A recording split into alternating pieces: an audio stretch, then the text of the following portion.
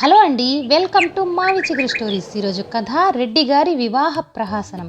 ఈ కథ రచించిన వారు కాలువ మల్లయ్య గారు. ఈ కథ మీకు నచ్చితే లైక్ చేయటం మర్చిపోకండి. మీకు ఎలా అనిపించిందో కామెంట్ చేసి చెప్పండి. ఈ ఛానల్ని కొత్తగా చూసేవారు మరిన్ని మంచి కథల కోసం సబ్స్క్రైబ్ చేసి బెల్ ఐకాన్ ఆన్ చేయండి. అప్పుడే కొత్త వీడియో పెట్టినా మీ దాకా వస్తుంది. ఇక కథ మొదలు పెడదాం. మొదటి నుంచి రెడ్డి గారు అదో తరహా మనిషి. ప్రతి విషయాన్ని గూర్చి ధారాళంగా ఉపన్యసించేవారు, కానీ ఏదీ చేసేవాడు కాదు. భారతదేశంలో ముష్టివాళ్ళు, పేదవాళ్ళు చాలామంది ఉన్నారు. వాళ్ళ పరిస్థితి అధ్వాన్నంగా ఉందని లెక్చర్ ఇచ్చేవాడు, కానీ వీధిలో బిచ్చగాడు ఎదురైతే ఒక్క పైసా కూడా దానం చేసేవాడు కాదు. సినిమాల్లో శృంగారం తెగ చూపిస్తున్నారని సినిమా వాళ్లను తిట్టుకునేవాడు, కానీ జయమాలిని లేని సినిమాకు ససేమీరా పోయేవాడు కాదు. వారు ఏ పార్టీకి చెందినవారో తెలుసుకోవటం బ్రహ్మతరం కూడా కాదు.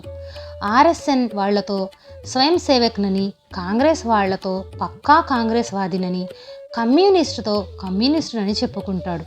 ఒక్కొక్కరి ముందర ఇతర పార్టీలను దుమ్మెత్తిపోస్తాడు.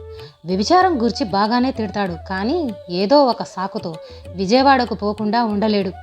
వరకట్నం మహా చెడ్డ దురాచారమని, దాన్ని తప్పకుండా రూపుమాపాలని, అందుకై తమలాంటి విద్యాధికులైన యువకులు ముందుకు రావాలని చెప్పేవాడు. కానీ తన్నెవరైనా కట్నం లేకుండా పెళ్లి చేసుకోమంటే నసిగేవాడు. రెడ్డి గారికి రమ అనే మేనమామ కూతురు ఉండేది. ఆమె పెద్ద అందగత్తె కాకపోయినా కురూపి మాత్రం కాదు. చదువుకునే రోజుల్లో సెలవులున్నప్పుడు ఆమె వీళ్ళింటికి కానీ ఈయన వాళ్ళింటికి కానీ పోయేవారు. కలిసి ఆడుతూ పాడుకునేవారు. లేత వయస్సులోనే ఒకరంటే ఒకరికి మక్కువ ఏర్పడింది. యవ్వన మంకురార్పణమయ్యే వయస్సులో అది కాస్త ప్రేమగా మారింది. గ్రాంధికంగా చెప్పాలంటే వాళ్ళు పరస్పర గాఢంగా ప్రేమించుకున్నారని చెప్పొచ్చు. రెడ్డి పియూసీ చదివే రోజుల్లో సౌమ్యతో పరిచయం ఏర్పడింది. సౌమ్య దాదాపు రమా వయస్సుదే. రెడ్డి గారి పక్క ఇంట్లో ఉండేవాళ్ళు. రెడ్డి చెల్లెల కొరకై ఆమె వాళ్ళింటికి వచ్చేది. రెడ్డి వాక్చాతుర్యాన్ని చూసి సౌమ్య ముగ్ధురాలయ్యేది. రెడ్డి చెల్లెలింట్లో లేనప్పుడు సౌమ్య వస్తే దగ్గరకు పిలుచుకునేవాడు, మాటలతో మురిపించేవాడు, ముద్దు కూడా పెట్టుకునేవాడు. అమాయకురాలైన సౌమ్య ఇవేమీ పట్టించుకునేది కాదు. స్వతహాగా అందగత్తె అయిన సౌమ్య వయసొచ్చే కొలది చూపుర కళ్లకు మిరుమిట్లు గొలిపేది.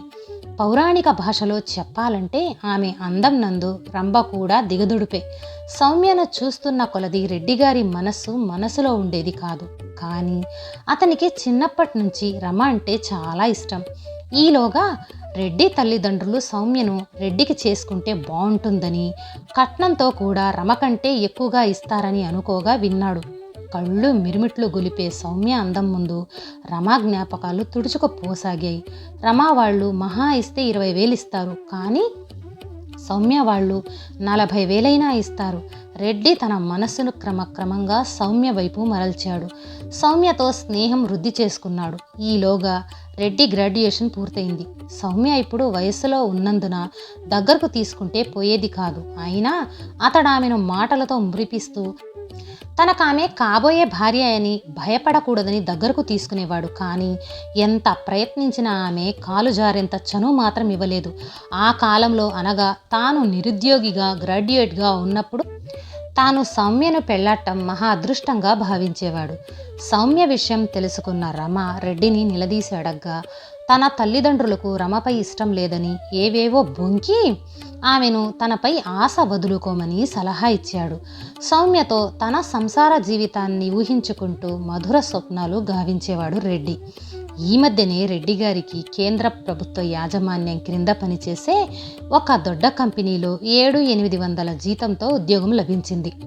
రెడ్డి గారు తన జీవితం త్వరలో 4 అంకెలకు చేరుతుందని కలలుగనేవాడు. తన ఉద్యోగంలో ప్రమోషన్ స్కోప్స్ బాగా ఉన్నాయని చెప్పుకునేవాడు.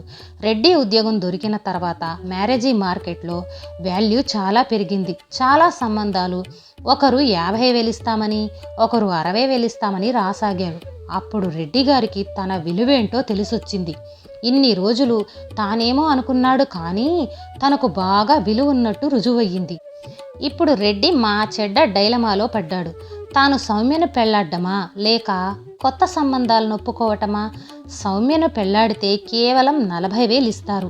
వేరే సంబంధం అయితే వెహికల్ పోను కనీసం 70,000 వస్తాయి. కానీ సౌమ్య మహా అందగత్తె. పైగా తాను ప్రేమించాడు. కానీ ఇప్పుడు తన పొజిషన్ పెరిగింది. తనకు కనీసం స్కూటర్ లేందే బాగుండదు. సౌమ్యను పెళ్లాడితే తనకి లాంఛనాలేవి జరగవు. సౌమ్యను ప్రేమిస్తున్న ఆమె అందాన్ని చూసే కదా అని మస్తిష్కంలోకి మెరుపు లాంటి ఐడియా వచ్చింది. సౌమ్య లాంటి అందగత్తె మరియు తన పొజిషన్కు తగినట్లు స్కూటర్ మరియు కట్నంతో వస్తే పెళ్లి చేసుకోవాలనుకున్నాడు. చాకు లాంటి తన ఐడియాకు తనకు తానే అభినందించుకున్నాడు. కానీ సౌమ్యకేమని చెప్పాలి? అందరూ ఉపయోగించే ఆయుధం ఉందిగా, తల్లిదండ్రులకి ఎక్కువ కట్నం కావాలి, అందువల్ల తనకి ఇష్టం ఉన్న వాళ్ళ మాటను కాదనలేనని చెప్పాలనుకున్నాడు. అదే చెప్పేశాడు. దినానికి సంబంధాలు పెరిగిపోతున్నాయి. నెలకు సంబంధం చొప్పున 4 ఏళ్ల వరకు వెతికాడు. కానీ అతను అనుకున్నట్లు సౌమ్య లాంటి అందగత్తె తాను కోరినంత కట్నంతో ఎక్కడా లభించలేదు. రెడ్డి గారికి ఏం చేయాలో తోచటం లేదు. ఇంతలో వరంగల్ నుంచి ఒక సంబంధం వచ్చింది. 80,000 కట్నం, ఒక జావా ఇస్తామన్నారు. అమ్మాయి సౌమ్యలా లేకున్నా బానే ఉంది. పైగా కట్నం కూడా బాగానే ఉంది. ఒప్పుకున్నాడు. వరపూజ ఇంకా 1 రోజులుంది. ఈలోగా హైదరాబాద్ నుండి మరొక సంబంధం వచ్చింది. వాళ్ళు ₹1,00,000 కట్నం ఇస్తూ వెహికల్ మరియు ఇతర లాంఛనాలు ఇస్తామన్నారు. రెడ్డిగారి గుండె గుబేల్మన్నది. ₹1,00,000 కట్నం మరియు ఇతర లాంఛనాలు కలుపుకుంటే 1,25,000 అవుతుంది. తానెన్ని రోజులు ఉద్యోగం చేస్తే మాత్రం అంత డబ్బు సంపాదించగలడు? ఆ సంబంధం తన పొజిషన్కు అన్ని విధాలా తగినట్లుంది. పైగా తన తోడళ్ళిద్దరూ అమెరికాలో ఉన్నారు. అమ్మాయి తండ్రికి మగపిల్లలు లేరు. తర్వాత ఆ ఆస్తిని కూడా కాజేయొచ్చు. పోగా ఆ అమ్మాయికి తక్కువ ఉన్నదేమిటి? అందమేమన్నా కొరుక్కు తినేదా? When the candles are out all womens are beautiful అన్న సామెత రెడ్డి గారికి ఆ సమయంలో గుర్తుకొచ్చింది. ఠకీమని ఆ సంబంధాన్ని ఒప్పుకున్నాడు. పెళ్లి కూడా చేసుకున్నాడు. అమెరికా డాలర్లతో మామగారు కొనిచ్చిన సరికొత్త స్కూటర్పై భార్య నెక్కించుకుని భలే హుషారుగా తిరిగేవాడు రెడ్డిగారు. త్వరలో తన జీతం 4 అంకెలకు పెరుగుతుందని, తనది చాలా మంచి స్కోప్ గల ఉద్యోగమని భార్యతో చెప్పేవాడు. ప్రపంచంలో ఆనందమంతా తమదే అన్నట్లు అనుభవించారు వాళ్ళిద్దరు కొన్నాళ్ళు. క్రమక్రమంగా రోజులు గడుస్తున్న కొద్దీ రెడ్డిగారి భార్యకు తన్ను తన అక్కలతో పోల్చుకుంటే తన భర్త ఉద్యోగం చాలా చిన్నదిగా తోచేది. అందుకొరకు దిక్కుమాలిన ఉద్యోగం, పాడు ఉద్యోగమని తిట్టేది. ఆమె కోరింది ఏ కారణం వల్లనైనా లేకుంటే దిక్కుమాలిన సంబంధమని, తన అక్కలు అమెరికాలో భలే సుఖపడుతున్నారని, తలరాత కొద్దీ తనకి పాడు సంబంధం దొరికిందని వాపోయేది. పైగా 4 అంకెల జీతంతో రావాలనుకున్న ప్రమోషన్ ఎన్నాళ్లకైనా రాకపోవటం కూడా ఆమె నసగడానికి ఒక కారణమైంది. రెడ్డిగారు డ్యూటీకి ఆలస్యం అవుతుంది, వంట త్వరగా కానీయమంటే దరిద్రపు సంసారం, ఒక్క పని మనిషి అయినా లేదు, లక్షల కట్నం తెచ్చినా నాకు వంట తప్పటం లేదు, మా అక్కలే అదృష్టవంతులు అని గొణిగేది. మొదట గొనిగినట్లు మాట్లాడినా క్రమక్రమంగా ఎదిరిస్తూ మాటకు మాట అనేది. ఇరుగు పొరుగు వారు వింటున్నారన్న జ్ఞానం కూడా లేకుండా ఒకరిపై ఒకరు కేకలేసుకునేవారు. బయట వాళ్ల సంసారం నవ్వుల పాలైంది. పైగా కట్నానికి ఆశపడి తాను అందం లేకున్నా ఆమెను పెళ్లాడానని స్నేహితులంతా అవకాశం దొరికినప్పుడల్లా ఏడిపిస్తారు. రెడ్డిగారి వివాహ జీవితం ఒక ప్రహసనంలాగా తయారైంది. మనశ్శాంతి కరువై జీవచ్చంలాగా కాపురం చేస్తున్నాడు. తన జీవితం ఇలా నవ్వుల పాలవుతుందని తెలుసుకుంటే తాను సౌమ్యనో రమనో పెళ్లాడేవాడినని వాపోతాడు. సుఖంగా కాపురాలు చేసుకుంటున్న రమ, సౌమ్య సంసారాలను తలుస్తూ దుఃఖిస్తాడు. కట్నం కొరకు నాటకాలాడిన రెడ్డికి తగిన శాస్త్రే జరిగిందని లోలోన సంతోషపడుతూ పైకి సానుభూతి ప్రకటిస్తూ చాటుగా నవ్వుకుంటారు రెడ్డి స్నేహితులు. కట్నం కొరకు ఆడవాళ్ల జీవితాలతో ఆటలాడుకుంటున్న ఈ పుణ్యభూమిలో రెడ్డికి జరిగిన శాస్త్రి అందరికీ జరిగితే ఎంత బాగుంటుంది. ఈ కథ నచ్చితే లైక్, షేర్ చేసి తప్పకుండా సబ్స్క్రైబ్ చేయండి.